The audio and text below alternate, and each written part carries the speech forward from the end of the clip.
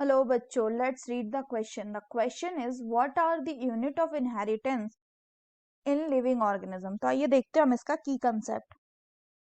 तो अगर हम बात करें बच्चों इसके की कंसेप्ट की, इसका की कंसेप्ट हो जाएगा यूनिट ऑफ इनहेरिटेंस। तो सबसे पहले अगर हम बात करें सेल की, तो हमें पता है कि कोई भी जो सेल है, इस सेल के अंदर प्रेजेंट होता है क्या, यहाँ पे प्रेजेंट होता है आपका न्यूक्लियस। अब अगर हम बात करें तो इस न्यूक्लियस में प्रेजेंट होता है क्या, इसका जो मेम्ब्रेन होता है उसको हम न्यूक्लियर मेम्ब्रेन कहते हैं, जो कि पोरस होता है, यानी इसमें आपका पोर प्रेजेंट होता है। इसके अलावा इसके अंदर का जो फ्लूइड लाइक स्ट्रक्चर होता है उसको हम न्यूक्लियोप्लाज्म कहते हैं, न्यूक्लियोप्लाज्म। और इस न्यूक्लियस में आपका प्रेजेंट होता है क्या, क्रोमोसोम एंड क्रोमैटिन।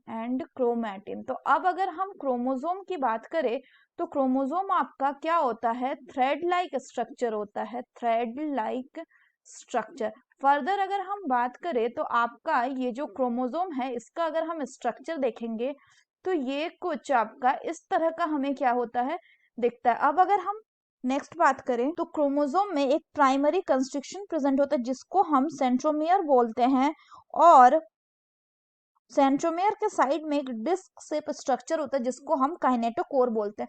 तो ये जो क्रोमोसोम है इसका ये वाला पोर्शन को हम काइनेटोकोर कहेंगे।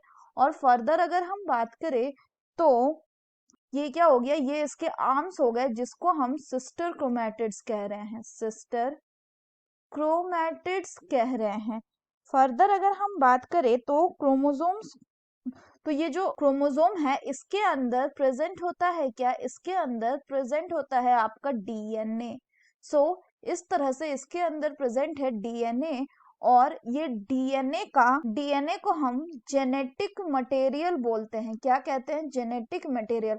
और फर्दर अगर हम बात करें तो ये जो डीएनए है, ये डीएनए ये डबल स्टैंडर्ड जो हम डीएनए देख रहे हैं, इसके इस एक सेगमेंट को हम क्या कहते हैं, जीन। और ये जो जीन है इसी जीन को हम यूनिट कहते हैं इनहेरिटेंस का।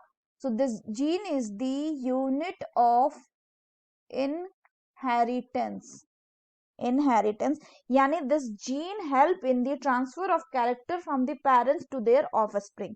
So that's all for the question बच्चों, hope you understood it well, best of luck।